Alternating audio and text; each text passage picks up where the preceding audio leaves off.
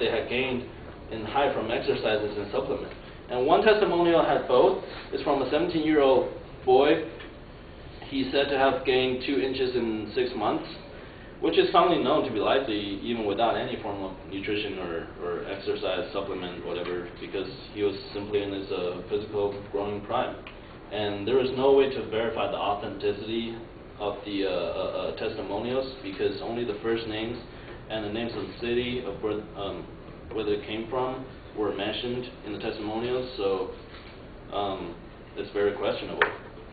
And some information about the company can be found on the Better Business Bureau website. It's a website that contains official ratings and customer feedbacks about businesses and corporations. And GEP belongs to a company that's called Body Image Solutions, and according to the BBB website, the company has a rating of F, which is the lowest rating. And there are a total of 5 complaints about towards the company, and all of which are marked unanswered. And moreover, the Better Business Bureau know of no licensing or registration requirements for companies engaged in this company's stated type of business. So in conclusion, these supplement pills, they might seem magical at first sight. It promises all the effects that you want to hear and more. But beneath the surface, amazingly, the company fails to provide any type of scientific proof or evidence to back up their claims at all. And there is no good logic following their preaching, but a significant level of contradiction, ambiguousness, and deception. And judging by these evidences, they're not a very ethical company either, because it seems like they don't care about truly, solving the issue or caring about their customer. They only care about making money and basically taking advantage of people's weaknesses and wanting to believe that the miracle cures such like this actually exist.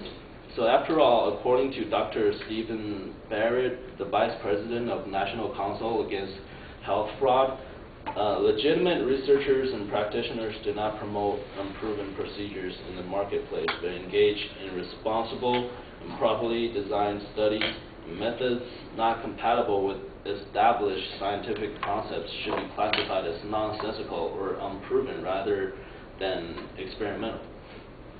So this is a typical example of one of those miracle cure products, and the companies will often try to infiltrate our psyche and our minds to trick us into believing what we want to hear, but those are just too good to be true. And with a little inspection and critical thinking, loopholes and contradictions often arise, and these companies' products cannot be trusted by or recommended to anyone.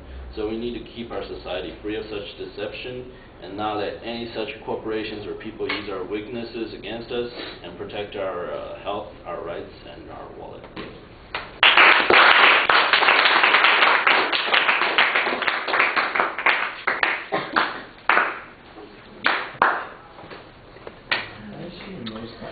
Eric, what did you think? I thought he chose a really good topic to speak on. It was really interesting. It seems like he did a lot of research on the actual topic. Like, he actually went looking through the library, he went on all these different websites, he really dug into what he was actually doing a speech on. He did a good job at citing what he was talking about, and it seemed like he used pretty official sources. He seemed a little dependent on the note cards, but other than that, he had pretty good eye contact with the audience. He had some pretty funny points in there. Saw some good hand gestures. Heard some signposting. It could have been a little better, but it wasn't weak either. But overall, it was a great speech. All right. I think the opening could be a little bit more convincing or interesting, a little more dramatic, maybe an example of somebody who got ripped off or somebody who was particularly hopeful about these kinds of products. There's not really a setup of what the content's going to be. I know what the general issue is, but you need to give it a structure for us to follow. It's basically, here's an example of a particular type of product that gets advertised frequently online and other places, and I'm going to go with this one particular company and rip it to shreds as an illustration of what kinds of problems there are with this. Now, I thought you did a pretty good job knocking the company and showing how the claims that they're making are actually pretty ridiculous. There's a little bit of evidence on from the Better Business Bureau and from a couple of scientists who talk about how the quality of the information is really unreliable.